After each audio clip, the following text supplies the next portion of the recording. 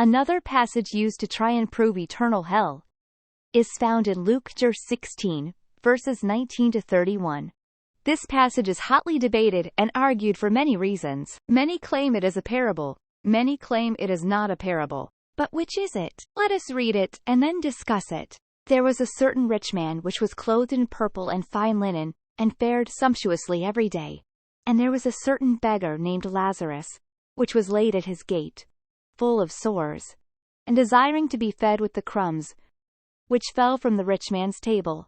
Moreover, the dogs came and licked his sores. And it came to pass that the beggar died, and was carried by the angels into Abraham's bosom.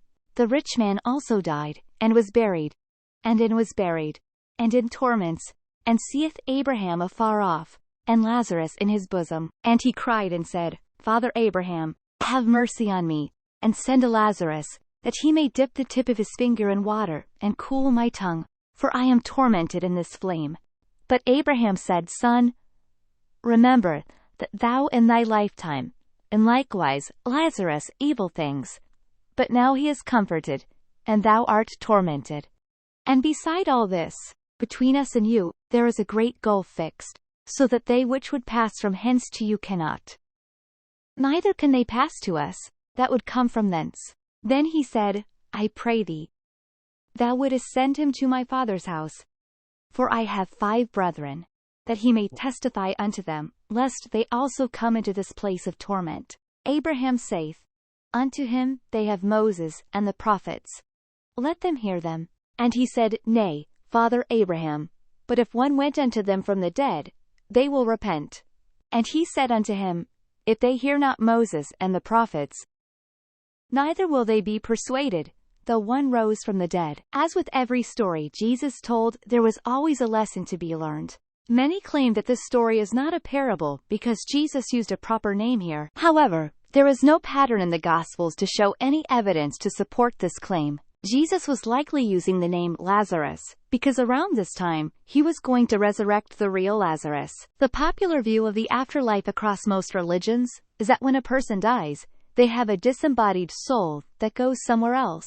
However, when we read this parable in Luke chapter 16, we see that the rich man has a physical body where he was sent to suffer. This directly contradicts the popular belief in hell. In the story, Abraham's bosom is seen as the abode of the righteous after death. However, no other text in the Bible shows this, and the Bible as a whole does not teach that the righteous go to Abraham after death. So far we have seen that both the wicked and righteous sleep in the dust of the earth. Thus, this story is not speaking of literal Abraham or his bosom. This parable also speaks of those in heaven and hell speaking with each other. But again, when discussing the actual topics of death and hell, no other Bible text teaches that the dead can talk to each other. In fact, as we saw in chapter 2, Ecclesiastes chapter 9, verses 5 to 6 clear states, the dead know nothing, and as such cannot speak to each other. In addition to all of this, the rich man in hell asked Abraham if he would send Lazarus with water on his finger so that he could touch the rich man's tongue. The major problem with this, of course, is that first, the Bible as a whole does not teach this, and second, 1 drop of water isn't going to make the slightest difference to someone suffering in fire. Lastly, we must look for the lesson Jesus placed in this parable. Jesus never told a story or a parable without a point. So what is the point of this one? The rich man asked Abraham if he would send Lazarus back from the dead to go speak with the rich man's brothers. Abraham said no, they can go read the scriptures. And even though the rich man insisted, Abraham said that if they will not believe Moses and the prophets, they won't believe any miracle. In other words, if the Bible is not enough to convince someone, nothing else will ever be enough. We see the same lesson in John chapter 6, when Jesus told the Jews to eat his flesh and drink his blood. Nobody will contest here that Jesus was not commanding the Jews to eat his literal body or drink his literal blood. He was trying to get the Jews to believe the Bible. Jesus told them that if they truly believed Moses, they would believe in Jesus too. We can also see this point played out in real time in John chapter 11, when Jesus resurrected Lazarus. After Jesus had resurrected one of his best friends, did the Jews or the religious leaders believe in Jesus? No.